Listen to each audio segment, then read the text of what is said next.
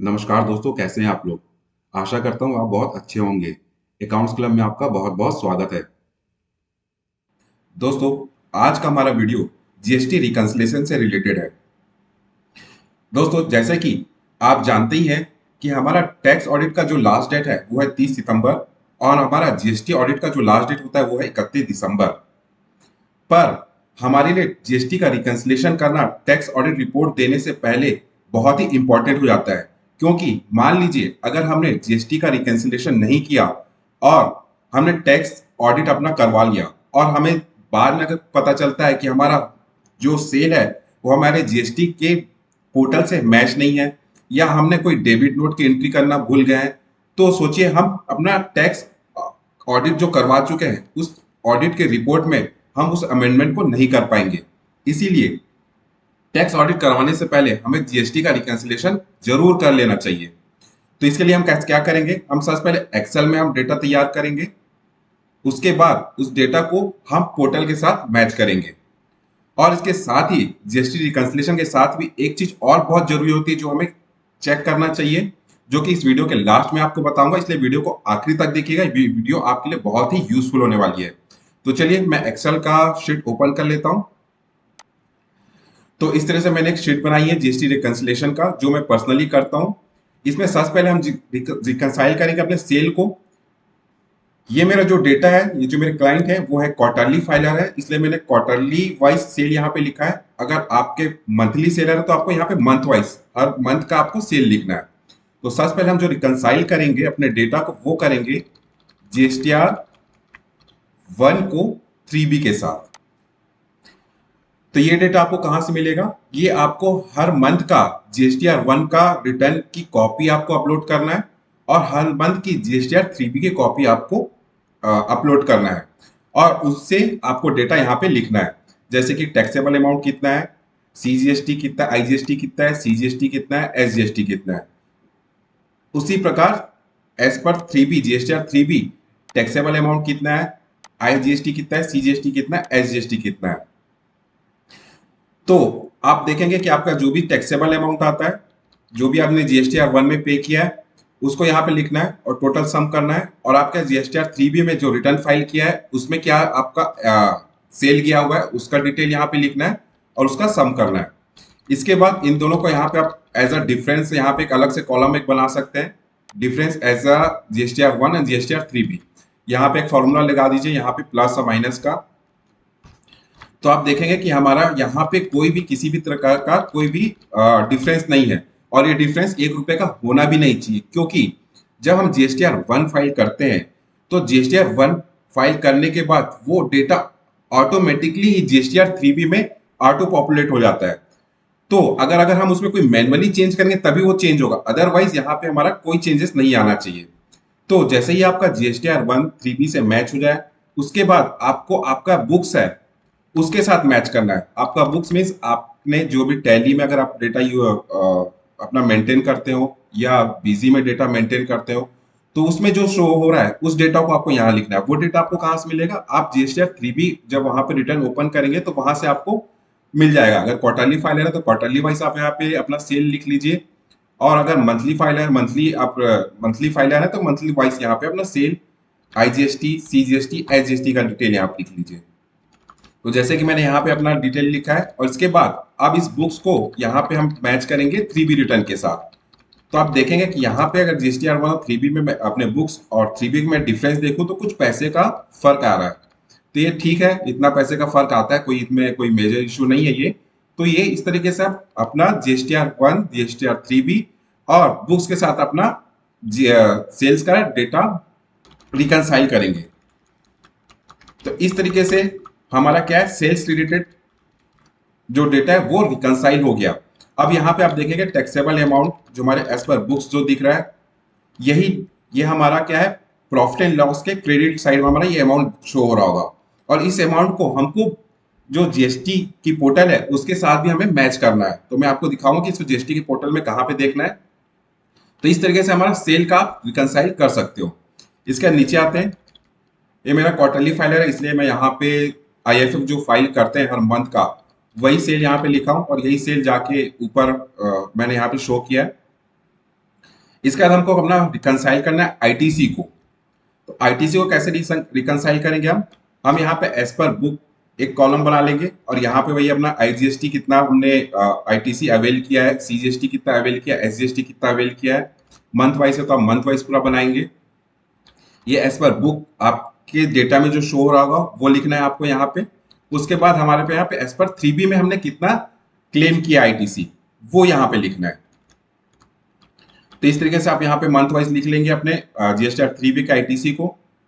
और उसके बाद यहाँ पे आपके डिफरेंस निकाल लेंगे कि आपका एज पर बुक्स और आपका एज पर 3B क्या डिफरेंस आ रहा है। तो आप देख सकते हैं कि हमारे यहाँ पे डिफरेंस कुछ खास नहीं है, कुछ पैसों का फर्क है, तो ये चलता है, इतना कोई फर्क नहीं है ये, ठीक है। यहाँ पे आपका एक चीज हो सकता है, मेरा जैसे कि यहाँ तो पूरा मैच हो गया, यहाँ पे आपका हो सकता है कि आपके बुक्स में जो आईटीसी है वो ज्यादा दिख रहा होगा एज पर 3B। क्यों? क्योंकि कुछ आईटीसी ऐसी होगी जो आप अनक्लेम्ड होंगी, जिसको आप नेक्स्ट ईयर अवेल करेंगे। जैसे कि मार्च मंथ की आईटीसी हो सकती है आपकी ज्यादा दिख रही होगी, सामने वाले रिटर्न फाइल नहीं किया है, तो वो कब दिखेगी आपको? Next year. इसलिए हो सकता है कि यहाँ पे आपका आईटीसी ज्यादा है, लेकिन आपको फिर यहाँ पे क्या कर लेना, कितनी अनक्लेम्ड आईटीसी है वो माइनस कर लेंगे, तो आपका 3B के साथ वो डेटा मैच हो जाएगा। इसके बाद आपके एज पर 2B में कितना अमाउंट शो हो रहा है वो आप यहाँ पे बना लेंगे एक टेबल कि आपके 2B में कितना अमाउंट शो हो रहा है। तो इस तरीके से जैसे मैंने अपने 2B का डेटा लिख लिया है कि कितना हमारे 2B में शो हो रहा है अमाउंट, तो इस डेटा को मैं यहाँ टोटल कर रहा हूँ। तो आप देख सकते हैं कि मेरे 2B में यहाँ 3B में 64,88,162 टोटल अमाउंट दिख रहा है, जबकि यहाँ पे मेरे जीएसटीआर 2B में 66,52,752 रुपए का अमाउंट दिख रहा है। तो ये दोनों में डिफरेंस है, तो इस डिफरेंस को भी हम रिकंसाइल करेंगे, मैं आपको आगे बताता हूँ कैसे करेंगे। इसके बाद आप चाहें तो यहाँ पे आईटीसी एज पर 2A, आपके 2A में क्या डेटा रिफ्लेक्ट हो रहा है उसको भी यहाँ पे आप बना सकते हैं। तो इसमें भी आईजीएसटी आपका कितना है, सीजीएसटी एसजीएसटी कितना दिख रहा है, वो आप यहाँ पे कॉलम अलग से बना सकते हैं। तो इस तरीके से हम क्या अपने आईटीसी को भी रिकंसाइल कर सकते हैं as per book, as per 3B, as per 2B कितना हमारा आईटीसी दिख रहा है, और एज पर 2A हमारा कितना आईटीसी दिख रहा है, ठीक है। इसके बाद मैं आपको ये दोनों को मैच करके बताऊंगा कि कैसे हमको मैच करना है। इसके बाद जैसे कि एज पर 3B और एज पर 2B हमारा क्यों मिसमैच आ रहा है डेटा। इसके बाद आपको नीचे देखना है क्रेडिट नोट और डेबिट नोट रिलेटेड एंट्रीज को, तो इसको भी एज पर बुक आप रिकॉर्ड कर लेंगे और एज पर 3B आपने कितना क्लेम किया है वो रिकॉर्ड करेंगे, ठीक है। क्योंकि देखिए सामने वाले ने अगर क्रेडिट नोट इश्यू किया है तो हमें शो हो रहा होगा, सामने वाले ने अपनी लाइबिलिटी कम की है तो हमने भी जो आईटीसी अवेल की होगी उस आईटीसी को भी हमको कम करना होगा, तो इसलिए हम डेबिट नोट इश्यू करेंगे। सामने वाला क्रेडिट नोट इश्यू किया है तो हम डेबिट नोट हमको इश्यू करना पड़ेगा। तो इसके लिए इसको मेंटेन करना, रिकंसाइल करना बहुत जरूरी है कि सामने वाले ने जो क्रेडिट नोट इश्यू किया है हमने उसकी एंट्री की है कि नहीं अपने बुक्स में। तो इसके लिए आप एज पर बुक्स आप रिकॉर्ड अपना देख लीजिए, एज पर 3B हमने कितना किया है अपना आईटीसी माइनस वो देख लीजिए, और एज पर 2B कितना शो हो रहा है वो आप यहाँ पे देख लेंगे। इसी तरह एज पर 2A कितनी हमारी क्रेडिट नोट इश्यू हुई है वो यहाँ पे हम रिकॉर्ड कर लेंगे। तो यहाँ आप देख सकते हैं कि हमारा एज पर बुक भी मैच है, एज पर 3B हमने सेम अमाउंट क्लेम किया हुआ है, एज पर 2B में भी हमारा सेम अमाउंट शो हो रहा है, और एज पर 2A में भी हमारा same amount total amount show हो रहा है। अब यहाँ पे जो आप देखेंगे हमारा जो डिफरेंस आ रहा था 2B और 3B के क्लेम में, ये इसलिए आ रहा था क्योंकि यहाँ पे जो हमने टोटल अमाउंट लिया है इसमें से ऑलरेडी हमारा जो डेबिट नोट हमने इश्यू किया था उसको हमने माइनस करके यहाँ पे दिखाया, और यहाँ पे जो 2B में होता है वहां पे टोटल अमाउंट दिखाता है, उसके नीचे फिर हमने जो क्रेडिट नोट हमारी होती है वो अमाउंट आता है। तो यहाँ पे देखिए 1,63,969 रुपए का हम क्रेडिट नोट यहाँ पे माइनस करेंगे। माइनस करने के बाद जो यहाँ पे फिगर आया हुआ है वो है 64,78,783 रुपए। इसके बाद भी देखेंगे कि हमारा 2B 3B और जो 2B के अमाउंट है उसके बाद भी हमारा मिसमैच अमाउंट आता है 621 रुपए, जो कि हमारा 3B और 2B का डिफरेंस है। ये डिफरेंस क्या है, इसमें से मुझे 547 रुपए क्लेम करना है, जो कि मैंने क्लेम करना भूल गया, जो कि मेरे 2B में शो तो हो रहा है लेकिन मैंने क्लेम नहीं किया, तो इसको नेक्स्ट मंथ क्लेम करना है। उसके बाद भी बच रहा है मेरे पास 73 रुपए जो कि मुझे क्लेम नहीं करना है। जो कि मेरी ब्लॉक आईटीसी में आती है। तो इस तरीके से देखिए मेरा 2B और 3B का डेटा पूरी तरह से रिकंसाइल हो गया। अब इसके बाद आप ये भी देखेंगे कि हमने कभी भी हमारे पास जो 3B का अमाउंट है वो कभी भी 2B के अमाउंट से ज्यादा नहीं होना चाहिए। तो हमारा इस केस में 2B का अमाउंट 3B में जो आईटीसी क्लेम किया है वो 2B के अमाउंट से ज्यादा नहीं है। इसी तरह के आपके पास 2A का डेटा अपलोड लिख लेंगे यहाँ पे। उसके बाद आप 2A के डेटा को 2B में जो अमाउंट दिख रहा है उसके साथ रिकंसाइल कर सकते हैं। तो इसके बाद भी हमारा यहाँ पे भी जैसे कि हमारा टोटल अमाउंट दिख रहा है, उसके बाद आपको यहाँ पे जो हमारा डेबिट नोट है इशू उसको हमको यहाँ पे लिखना है, क्रेडिट नोट को। और उसके बाद जो अमाउंट आ रहा है उसके बाद आप देखेंगे कि यहाँ पे हमारा एज पर 2B और 2A अमाउंट आ रहा है 293 रुपए का मिसमैच अमाउंट आ रहा है। वो इसलिए आ रहा है क्योंकि 2A में कुछ अमाउंट ऐसा है जो कि मेरे 2B में शो नहीं हो रहा है, जो कि शायद गलती से आ गया हुआ है। तो इस तरीके से मेरे को पता है कि अब मेरा पूरा डेटा रिकंसाइल हो गया, मेरा बुक्स मिल गया, बुक्स के साथ मेरा 3B का डेटा मिल गया, 3B से मेरा 2B का डेटा मिल गया और 2B के साथ मेरा 2A का डेटा मैच हो गया।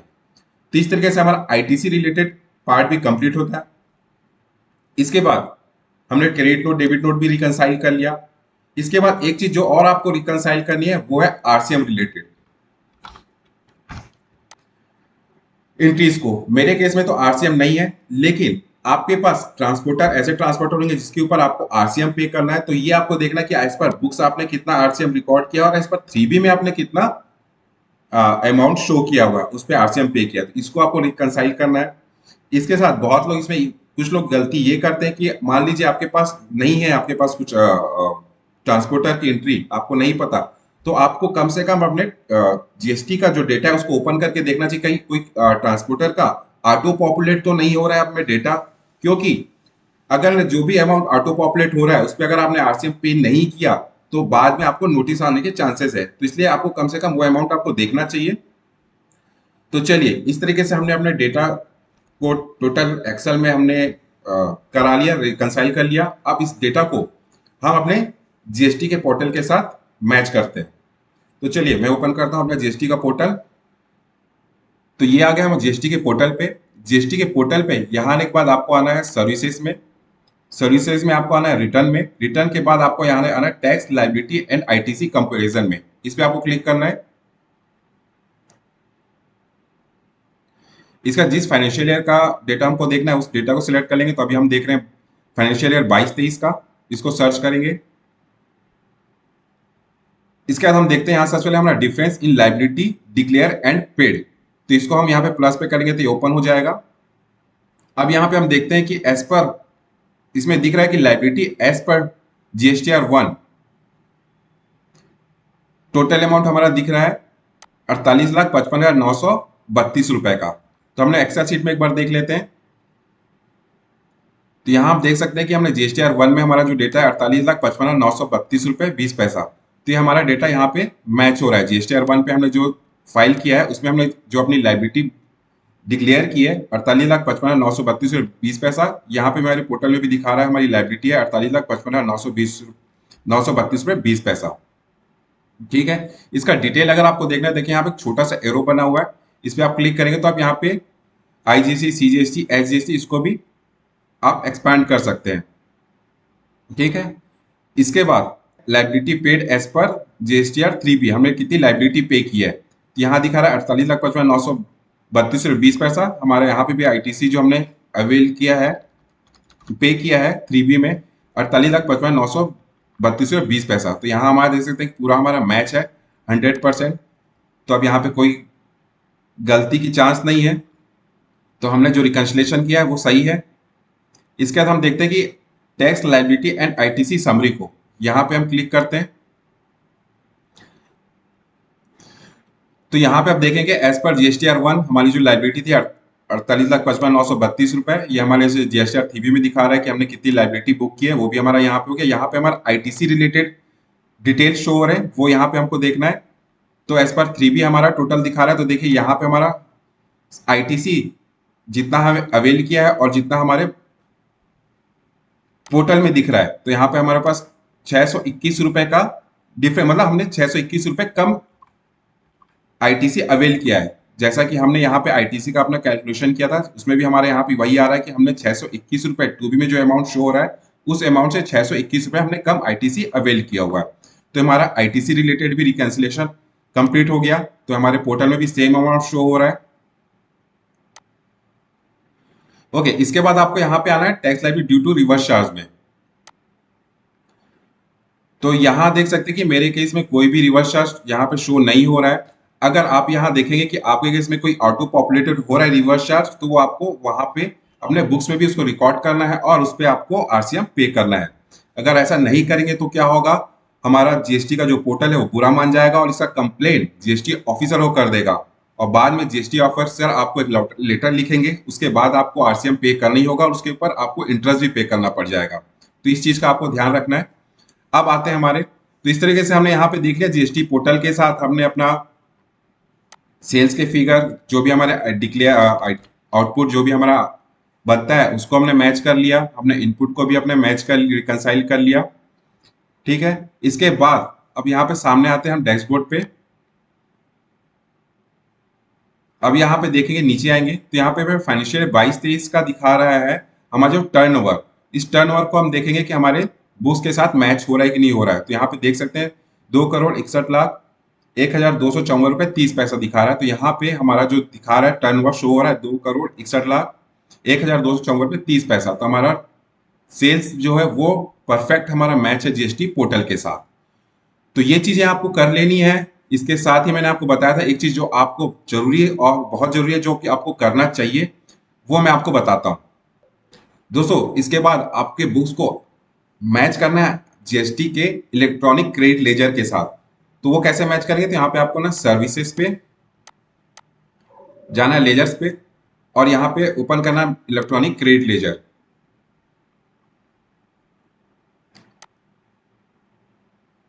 तो यहाँ पे मैं जिस पीरियड का अपने को ओपन करना है वो कर लेता हूँ मैं यहाँ पे ओपन। तो मुझे 22-23 का करना है। तो इस तरह से यहाँ पे आप पीरियड सिलेक्ट करके एक साल का डेटा यहाँ पे ओपन कर सकते हैं। चलिए, तो ये डेटा हमारा ओपन हो गया। तो इलेक्ट्रॉनिक क्रेडिट लेजर क्या होता है, जैसा कि हम हर महीने 3B अपना फाइल करते हैं, तो 3B फाइल करने के बाद हमें अपने बुक्स में टैक्स एडजस्टमेंट एंट्री माननी चाहिए। अगर हमारे पास इनपुट ज्यादा है, लाइबिलिटी हमारे आउटपुट से, तो हमारे पास इलेक्ट्रॉनिक क्रेडिट लेजर में वो अमाउंट शो ट्रांसफर हो जाएगा। और अगर हमें लाइबिलिटी ज्यादा बनती है तो हम अमाउंट को पे करेंगे। तो ये चीज को अपने को रिकसाइल कर लेना चाहिए अपने अपने जो भी हमारे बुक्स में उसमें हमारे ये शो होना चाहिए। तो देख सकते हैं जैसे कि मैंने यहाँ पे अपना इलेक्ट्रॉनिक क्रेडिट लेजर ओपन कर लिया है। तो देख सकते हैं यहाँ पे मेरा ओपनिंग जो क्रेडिट लेजर में अमाउंट बैलेंस शो कर रहा था वो था 4,58,021 रुपए। तो यहाँ पे देख सकते हैं मेरा ओपनिंग बैलेंस था 4,58,021 रुपए। तो इतनी मेरी आईटीसी थी जो मुझे इलेक्ट्रॉनिक क्रेडिट लेजर में जमा है। उसके बाद अगले महीने मेरा यहाँ पे मई मंथ में, सॉरी अप्रैल मंथ में जब मैंने रिटर्न फाइल किया 3B का, तो मेरी इतनी लाइबिलिटी थी, उसमें से इतनी आईटीसी पे होने के बाद मेरे मई मंथ में जो मेरी इलेक्ट्रॉनिक क्रेडिट लेजर में बैलेंस दिखा रहा हो 3,90,072 रुपए। तो यहाँ पे अप्रैल मंथ में 3,90,072 रुपए। तो अप्रैल मंथ में फाइल करने के बाद मेरा इलेक्ट्रॉनिक क्रेडिट लेजर के साथ मेरा बुक्स मैच है। वैसे ये अमाउंट हमको लास्ट में देखना है कि हमारे मार्च महीने में कितना दिख रहा है।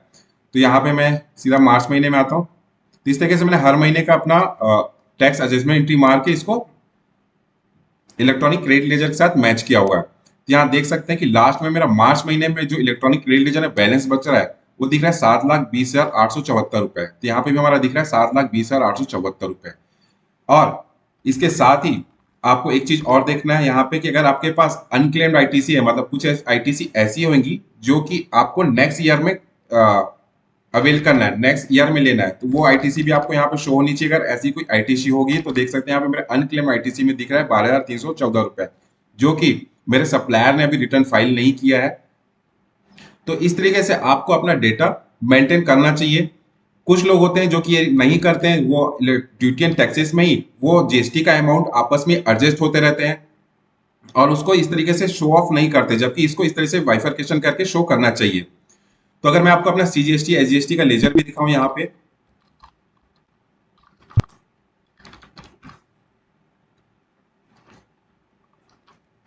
इसको पूरे साल को ओपन कर लेता हूं, इसको मैं व्यू कर लेता हूं मंथ वाइज। ठीक है, तो यहाँ पे आप देख सकते हैं कि मेरी लाइबिलिटी बन रही थी हर महीने, जो भी मेरी लाइबिलिटी बनी थी, जैसे 1,22,003 रुपये सेट ऑफ मैंने मंथ के एंड में जब 3B पे किया, तो यहाँ पे मैंने एक टैक्स एडजस्टमेंट एंट्री पास करके इसको सेट ऑफ किया। तो हमारा एट द लास्ट कोई भी CGST का लेजर हमारा जीरो है, कोई भी अमाउंट हमको पे करना नहीं है। तो इस तरीके से आप भी अपने डेटा को मेंटेन करिए, ताकि आपके टैक्स ऑडिट में या GST के ऑडिट के समय भी कोई भी किसी प्रकार का दिक्कत न आए। तो आई होप, आशा करता हूँ आपको वीडियो अच्छी लगी होगी। तो वीडियो अच्छी लगेगी तो वीडियो को लाइक कर लीजिए, चैनल को सब्सक्राइब कर लीजिए। जल्दी मिलते हैं किसी नेक्स्ट वीडियो में, तब तक के लिए धन्यवाद, अपना ख्याल रखिएगा।